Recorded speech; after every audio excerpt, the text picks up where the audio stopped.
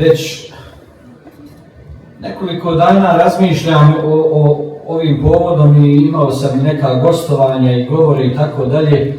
I evo, vašu pažnju ću usmjeriti na ovo što je Kenan kazao, udareni su temelji. 1943. godine, dakle prije 82 godine, ove savremene Bosne i Hercegovine, međutim, korijen ide daleko, daleko prije, a to je srednjovjekovna Bosna.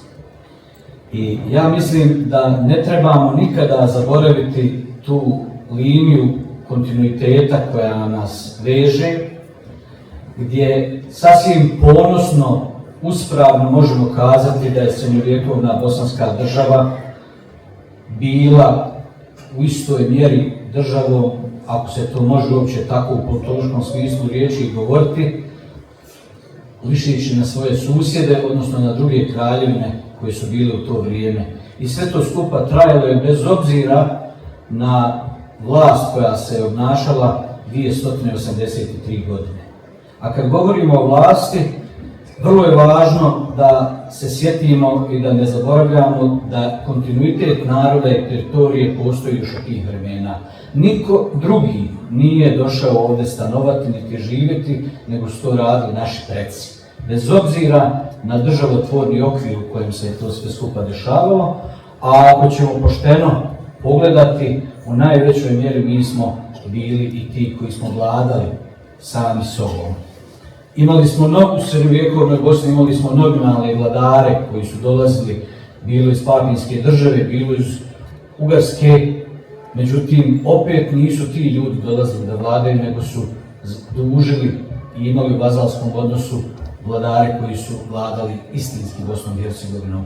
Poslije toga će doći Osmansko carstvo koje neće doći za jedan dan, nego će 130 godina ovdje dolaziti, pa će opet ovaj narod se izboriti za jedan specifičan status i završiti kao ejalet u okviru Osmanskog carstva, gdje će naš pravnik 150 godina biti glavnim radom.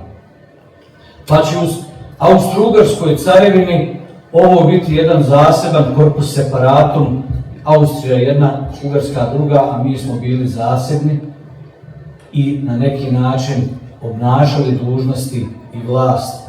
Narod, teritorija, vlast.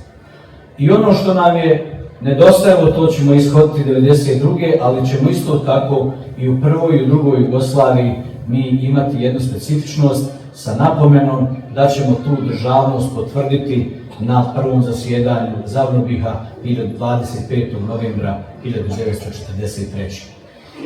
I ostaćemo u nekom većem državotvornom okviru do odbrambeno-oslobodilačkog rata, kada smo odlučili da svoju sudbinu uzmemo sami u ruke i kada ćemo osvojiti i nezavisnost. Nezavisnost i državnost kao dva najvažnija datuma. Prema tome, drage moje Bosanke i Hercegovice, Bosanci i Hercegovci, imamo mi itekako na šta biti ponosni, imamo mi itekako šta braniti, šta čuvati, a Boga mi i šta graditi u budućnosti. Zato neka nam je sretan i ovaj naš praznik i da ih dočekamo još puno u zdravlju i veselju. Živjela Bosna i Hercegovina!